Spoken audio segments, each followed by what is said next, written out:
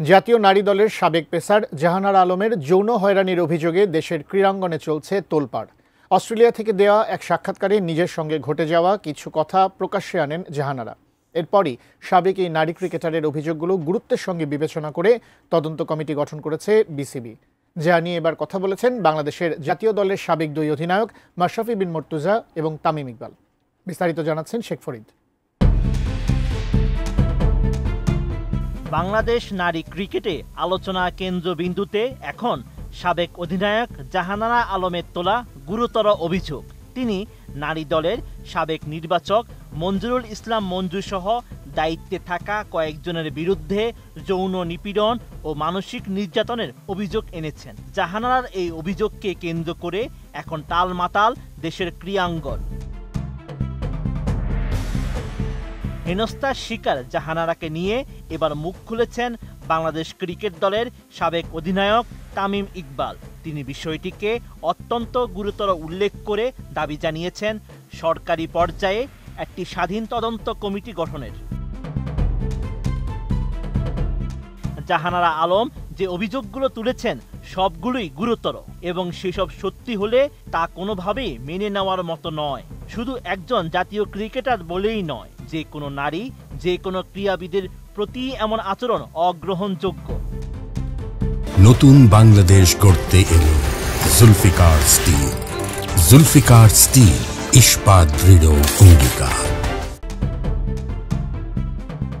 তামিমের মতে শুধুমাত্র বিসিবির অভ্যন্তরীণ তদন্ত যথেষ্ট নয়। তিনি লিখেন, বিসিবি একটি তদন্ত কমিটি গঠন করেছে বটে, তবে এসব অভিযোগ খতিয়ে দেখতে সরকারি পর্যায়ে একটি স্বাধীন তদন্ত কমিটি গঠন করা উচিত, যেখানে বিসিবির সংশ্লিষ্ট কেউ থাকবেন না।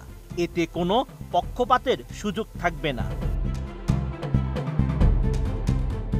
নারী এই ক্রিকেটারের আগের অভিযোগগুলো বিসিবি যেভাবে দ্রুত উড়িয়ে দিয়েছিল সেটি নিয়েও ক্ষোভ প্রকাশ করেন তামিম।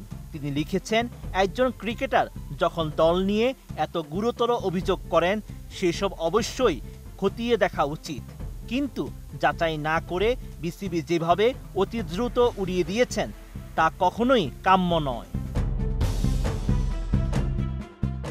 নারী ক্রিকেটারদের উদ্দেশ্যে তামিম সাহসী আহ্বান জানান, যেসব নারী ক্রিকেটার বিভিন্ন সময়ে হেনস্থার শিকার হয়েছেন সরাসরি বা আকার ইঙ্গিতে সবাই যেন মুখ খোলেন এবং সাহস নিয়ে এগিয়ে আসেন। দেশের ক্রিকেট ও ভবিষ্যৎ প্রজন্মের স্বার্থে এটা প্রয়োজন। সব শেষে তামিম প্রতিশ্রুতি দেন, কথা দিচ্ছি আমাকে আপনাদের পাশে পাবেন। এদিকে জাহানারার বিষয় নিয়েও কথা বলেছেন বাংলাদেশ জাতীয় দলের আরেক সাবেক অধিনায়ক মাশরাফি বিন মর্তুজা। 7 নভেম্বর ফেসবুকে তিনি লিখেন, বাংলাদেশ ক্রিকেট ও গোটা ক্রীড়াঙ্গনের স্বার্থে জাহানারা আলমের প্রতিটি অভিযোগ বিসিবি গুরুত্ব দিয়ে দেখবে।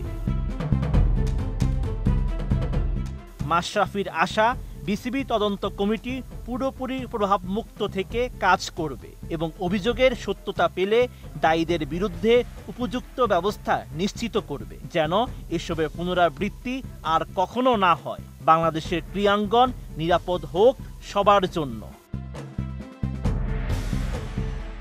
Sheikh Farid, ATN news.